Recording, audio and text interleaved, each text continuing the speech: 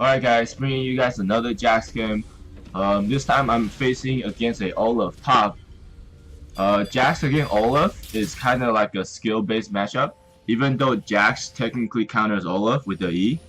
But then at the same time, if it's a very good Olaf, because Jax E will beat Olaf at early, but then the moment the E is done, pretty much the Olaf passive would take over, and then essentially, because Olaf's passive gives him lifesteal and also attack speed when he's low, so he's pretty strong early game. So we should see how this one played out. I believe I stomped him pretty hard in lane, and then eventually carry the team. Alright, let's see. And then starting my build, I start with the potion as usual. You just want to sustain and poke the enemy champion, and then just trade with him whenever you can. And this game I decided to take Ignite because I know that Olaf's going to be pretty hard to kill at early game. So essentially, if I really want to win the lane, I really have to beat him with the Ignite. See, he start trading me. One of the major tips against Olaf is that rather than working forward and backward, you really want to just sidestep, so left and right. So probably from, let's say he's going to throw it this way, so you want to go left or right in order to dodge the axis. So meaning that when you lane against Olaf, you don't really want to technically stand right behind the minion. You want to stand on the side of the minion. So then technically when he throws the axe, it doesn't hit the minion. So it only hits you. Or he throws the axe at the minion, then he will not hit you because you're on the side. So I come over in a ward here, thinking that the jungler might come very soon. Fast forward a little bit. So he started as a potion too, which is not bad as a start for Olaf. So just trading, trying to shove the wave in. At this moment, the wave's kind of stuck right in front of his lane, so it's really hard for me to fully commit to push it in. So I kind of had to really back off and be careful because I don't know when the jungler is gonna come. But at the same time, I'm trying to kill him before I back, if possible, because he will have TP. So technically, if I don't beat him early, I will lose. Okay, so I stun him, runs away. I did a quick ward jump. He tried to go for a dive, which he made a mistake. I flashed, and then he decided, oh, see, that was very close. And then I ended up killing him because he got greedy. He should have just ran and then just, you know, farm this whole wave and get as much EXP and money and back, and then just walk back to lane rather than chasing here. Because the moment he forced me to back, he has minion advantage, and then also he has a CS advantage, which then he would be up in money and CS. But then he decided to really chase and gamble, so which then essentially lost him the lane from that point. Fast forward, so going back to lane. Okay, let's do target camera. So just coming back to lane. I'm trying to shove this in before he comes back to lane. So pretty much at this moment, you know, I went for a door and blaze, so I had a little bit more sustain, and also I went for a ruby crystal for more HP, working toward my phage. Alright, so I'm just trying to shove the wave in. See, the wave is still kind of stuck right in front of his lane, which is kind of annoying.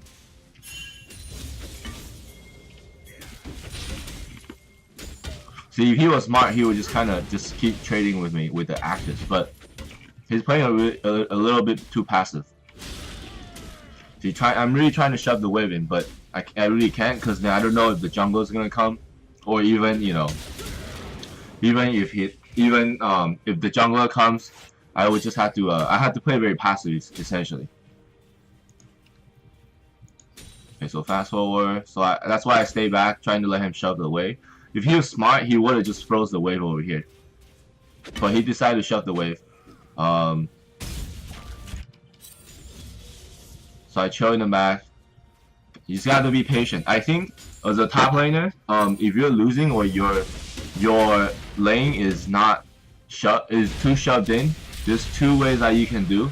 The first way is you just have to pretty much stay in the back and then wait till the wave comes in.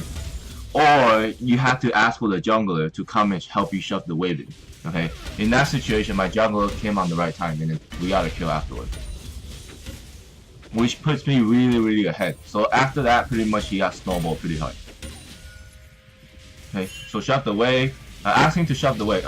The general rule of thumb is this: So if your jungler come to help your lane, and then they got the kill, then you pin them back so you can get the wave yourself, okay, to compensate that you didn't get the kill. But if you get the kill as a laner, and then the jungler didn't get any kill at all, you ping the wave and tell them to help you shove it in, so at least they can get some money and EXP for the time that they spend at your lane. Okay, so a lot of time you'll see as a jungler, at the lower elo, you'll see that the jungler will leave right after the gank. But ideally, after you gank, you're supposed to help the laner shove the wave, you know, without taking the minion if they got the kill. But then if you got the kill, you just shove the wave with the laner, hit the minion to like almost last hit, and let the laner hit the very last hit for the gold. But you pretty much want to share the EXP. If you don't do that as a jungler, you're gonna fail behind, because just because you you use time to gank, but at the same time you have to keep up with the level, which then you have to either farm in the jungle, or you just tax your laner's wave essentially. So essentially, if you really want to climb as a lower elo as a jungler, you just tax the wave. Okay, either you get the kill and then you don't tax the wave, but you help them push, or you get the kill and then you don't get the wave, but then you still help them push. Okay. So pretty much I killed him again. So he's 0 and 3, I'm 3 and 0. Even though we had pretty much the same build, but then I think he messed up. He overestimated himself. So fast forward. Okay, so I try to get first tower, try to auto as much as I can. I believe I do get the tower here. Right. See, I got the tower. I got a little bit greedy. See, he popped the ghost. And then I got really greedy. I could have just backed and then come back the next wave to get the tower, but I think it's okay. So I die right here. Very unfortunate right here. So now I work toward my shin and my boots. My team's doing alright. So pretty much it's up to me at this moment. All the gold are on jungler and myself. So I told the jungler to cover the lane. And then another tip for you guys is that if you're a jungler, you can evaluate. See, there's a big wave, but at the same time your blue is up. You can evaluate whether you want to cover the lane but expose your location, so your team's gonna lose pressure on the map, or you go for the blue. Usually, if you have, as a jungler, if you have a chance to cover the lane, always go for cover the lane. The reason why is if the wave is big enough, eventually you're gonna get more gold, and then also more experience compared to just doing a buff by itself. So it really depends on, you have to assess the situation. It's case by case, whether as a jungler you want to cover the lane or push the wave, or get the buff. Okay, so now I'm pretty much ahead, even though I'm losing in CS. See, I gave some of my CS to the Lee Sin since I got most of the kills. So pretty much I start just pushing, shoving the wave. See, at this moment, Rift is the objective, but without my jungler, I don't want to do the Rift by myself. It's very dangerous. Plus, it can get stolen. So then I just shove the wave, and then I believe I try to get to my Triforce as soon as possible. So, okay. Oh, I picked up a kill luckily right here. So, literally just sent. Oh no, I did not. Okay, the Lee Sin picked up the kill. I got an assist though. So we're trying to get this tower. The waves right. We know we killed the mid laner Karma, and then the waves right here. So we're just gonna try to get him. I think I got a little bit greedy here. Oh, got him. See, right here. I got really lucky. Recently there was a patch that buffed Jack's W, which then increased the range. So then that's why I was able to get him. If it was the old Jax, he probably would have lived. So that was a very nice play over there. Okay, let's see. So I died right here. Team's still doing okay. So another technique for Jax, just to share with you guys, is that when you're trying to do a war jump, usually you would just smart cast and then Q, right? Another way you can do it is this. I can't show you on the screen, but just to verbally tell you real quick. So for example, if I'm trying to jump to right here, I will just click, because I put my ward on my 4, which is a trinket ward. So I will just click 4 right here at a location.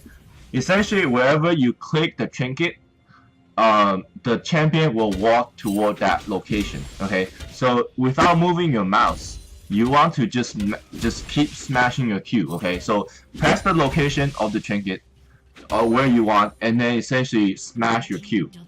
So then the moment the trinket is chucked onto the field, your champion will jump toward the ward right away. Okay, so that's essentially just a faster way to ward jump. So just click your trinket location and then smash your Q right away. And then your champion will essentially walk toward the location that you click. So essentially you save a lot of time. See, I tried to get the graves, I couldn't get it. I don't want to get greedy like last time on top, so back off, try to farm as much as possible. Okay, so I walk toward my Triforce. At this moment, I'm still very behind in CS compared to the Olaf, but I'm ahead in kill, which is not too bad. So I try to see wherever I can help out. Try to clear wars and try to get towers. Okay, so my bot lane is not doing too well. Let's see, my bot lane is 1 and 5, so they're not doing too well. The guy's keeping up with CS, but the Tristana is pretty big. So this game, my objective is just kill the Tristana. If the Tristana is dead, pretty much the team is gone. Okay, so I know I can get the tower, pop my ulti, so I just get tower and then just back off. So now, try to cover the lane. Let's see, going back to my lane, catch up in CS.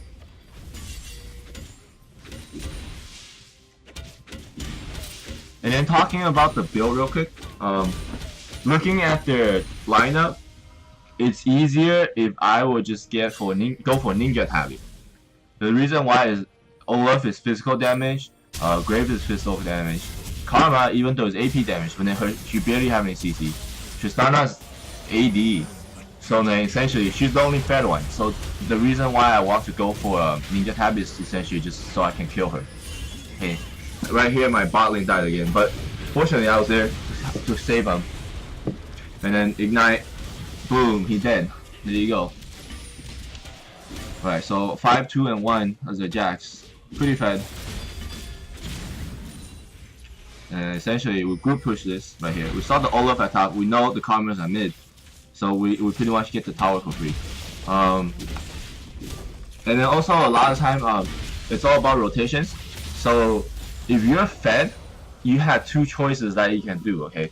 So as a fed player, essentially what you can do is your first choice is that either you go help the team, but if that fails, it's gonna set you behind, okay? So you have to choose whether you just want to keep pushing the lane and get farm and get fed, more fed, or essentially you want to help out your team, okay? See, the good part about helping out your team is that if it's success, you're getting a lot of more kills. Okay, you're gonna get more fed, and then you're gonna help the team to catch up. But if it fails, then you're gonna get behind because you're wasting your time helping your team, and you might even get killed. Okay, the best part is if you decided to split push and then just get more fed, you can actually draw more jungle attention to you, and then also you can get more farms and stuff, and then essentially solo carry the lane. But you really have to assess the situation, whether your team and versus their team. Is it better that you split push, or is it better that you help the team? Okay. Usually, I always jump to the conclusion that I need to help the team. Why? Because if I don't help the team, my team's gonna start complaining and bitching at me. So essentially, you know, if you can help your team, always try to help the team. Plus, if you were to split push, even though the jungler might count, but your team will still might lose to a 3 versus 4 if they're really behind. Okay, so check for wards. See, we decided to do Rift real quick. At 18 minutes, I will always suggest that you don't want to do Rift too early, because if you do Rift too early, I think it's a risk. It's like a dragon call. So usually I would say that if you can do Rift at 17 or 18 minutes, that's a pretty solid time. You have enough time to use your rift too. So okay, so we got the Legned kill. We got the Olaf kill. He got really greedy. I think he's actually not so great. If I were to play Olaf, my first item against the Jax will probably be Sunfire. Just cause all I have to do is just get tanky and then sit next to the enemy and then essentially burn them to death. Okay. So the Graves tried to duel with me one-on-one. I knew I wasn't gonna make it. I flashed and then I jumped to my team. Okay. That was a very good place over here that I didn't die over here. I had to burn my flash, unfortunately, because I didn't have a ward, or else I would have ward jumped and then just run away. Okay, so now I go for the Titanic, like a usual build. I'm trying to get tanky and also do damage. So essentially, my team they're pretty even. See, we're barely ahead. We're only 1k damage, 1k HP ahead, but I'm very big and also the Legned. Okay, we didn't get anything. Legned is very low. So we just try to get objective, just push and then just go to side lane, get more farm. Okay. Let's see. Okay, so keep pushing. Okay, talking about the support real quick. A lot of times right now, supports they will build Face of the Mountain, pretty much Redemption and Locket. I see a lot of lower elo support start building Frozen Heart. I don't think that's a good buy. Just because as a support, you really want something that you can help your teammates. Okay, so you see, I don't even agree with the Face of the Mountain build right here. Personally, I think that Locket or Redemption is still good, even though after the nerf on Redemption. I think if you can get an AOE spell, and then plus it's a group heal, you know, I think it's still more worth it than just a single target kill. But a lot of support usually go that. And then also, for the lower elo players, support players, if you see yourself, if you see your team losing, you definitely have to get a Redemption or Locket. So, and then even if you are a non-mana or even you're not a caster support, I would still suggest you to get Redemption, just because, you know, even though if you get tanky, your team's not gonna be able to kill them. So meaning that you have to get Redemption Locket to help your team survive longer. The longer your team survive, you know, the more damage they can output. So meaning that you want to build Redemption or Locket rather than going for a personal item. Okay, so I jump in, try to help my team. I think he gets the Morgan out right here. Ooh, nice crit right there. Nice, nice. So we just keep pushing. See, still, me and the Legned still trying to carry this, and then it's the Tristana trying to carry. As the AD carry is very hard to carry unless your team you have a front line. Okay, so if nobody peels for you and then you don't have a front line, just because you're a fair AD carry, it's still very hard. So that's why it's great that people plays AD carry if you're good at it, but in the end, it's actually, personally, I think it's really the bruiser and also the top laner. The top laner and the mid lane that can carry early and mid game.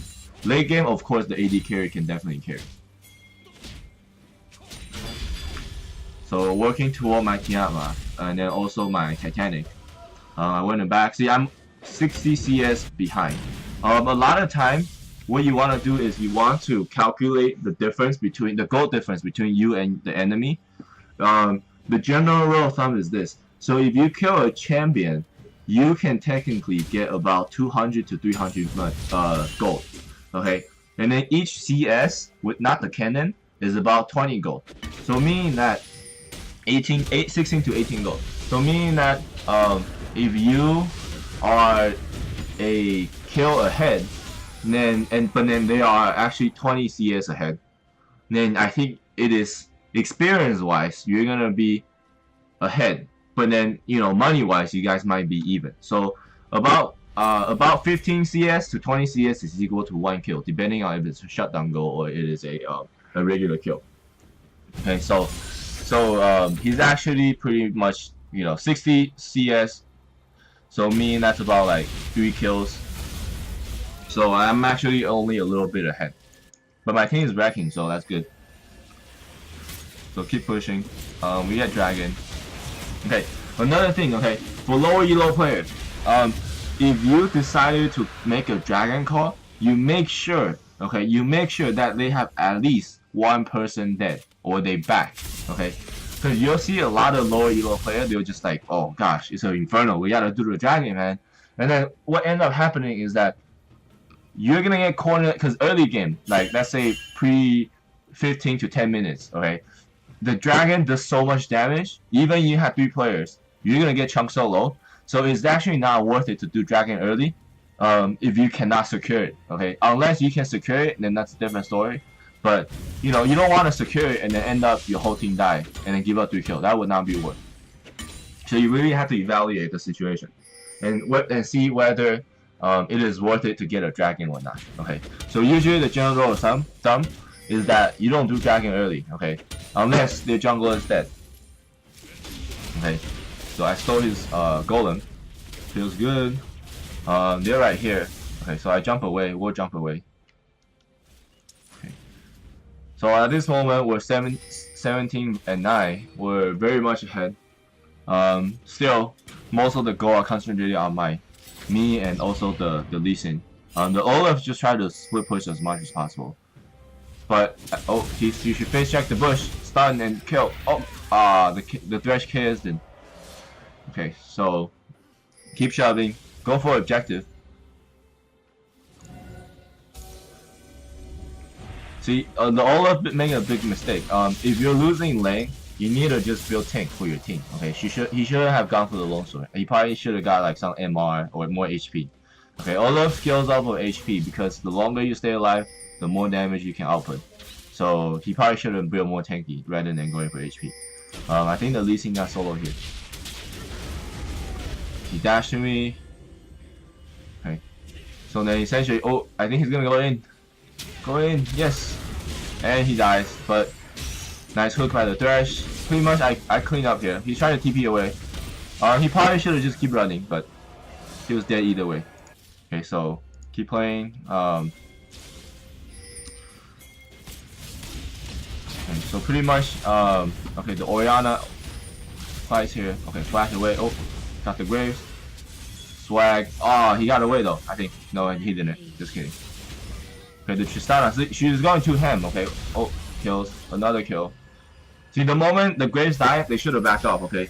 Don't get greedy and start chasing for a kill. Okay. The main objective is to win. So you want to get as much objective as possible. Okay. So we do Baron here. Legned just came up. And then essentially, I think after the Baron, we pretty much went for the in-game push. Okay, so that was a bad decision by the Tristana. If the Tristana was still alive, they probably could have stopped us at Baron, but he decided to went greedy and then try to go for a kill. Oh, Redemption coming in. Okay, that was close. Ori got the kill. The Kama almost got it though. Okay, so keep playing. Okay. So try to shove the side lane before we start grouping. Okay, at this moment, I'm pretty big, 9, 2, and 4. Still down in CS compared to Olaf. But at this point, nobody can really kill me solo, or even 2 versus 1. So pretty much I just shove. See, this game, just talking about Summoner Spell real quick, this game I decided to go for Ignite is because I know versus Olaf is all early game. Olaf pretty much plateau, you know, in mid game and late game. Okay, he just becomes a tank. So essentially meaning that if I can win early, I know I will win the lane. So, and then also carry the game. So then I decided that, you know, I'm gonna take Ignite over TP. It's a risky move because meaning that if I lose lane, I'm gonna be very, very behind because I don't have TP to go back to lane. But I decided to take Ignite, and then it turns out, you know, the Legned came to help. So everything turned out to be good, and then pretty much I carried the game like I promised. Okay, so got Baron buff. The Olaf went stupid, so he decided to charge in and just suicide. See, I went for the Karma because I know Karma is gonna start healing, and it's very annoying. And then pretty much we clean up here. We got 1, got 3, Quadra. Oh no, she stole my Quadra. Well, no, the Jin stole my Quadra. That's not true, but that's okay though. I think this season I have not get a Quadra yet. Kinda sad. So pretty much we just keep pushing and then we end the game right here. Okay, so the tip of the game is that you want to really depend on your matchup. If you think that they're an early game champion, you want to be able to match their early game, then you have to take Ignite. Okay. The reason why is because you don't take Ignite, you take TP, you're gonna end up falling behind. And then if you fall too much behind, you won't be able to affect the game at all. So it really decides at the beginning, whether what some of the skill I should go. Okay, so essentially, if you end up facing a tank, somebody that doesn't die in lane, there's no point taking Ignite. You just go, sustain, which is TP. Then you know that in late game, you're gonna outskill them, the tank. So essentially, you'll win the game that way. So, all right, just another game. If you guys have any questions, feel free to, comment below. And also, if you can, really try to help me and sub to the channel. Okay, thank you very much.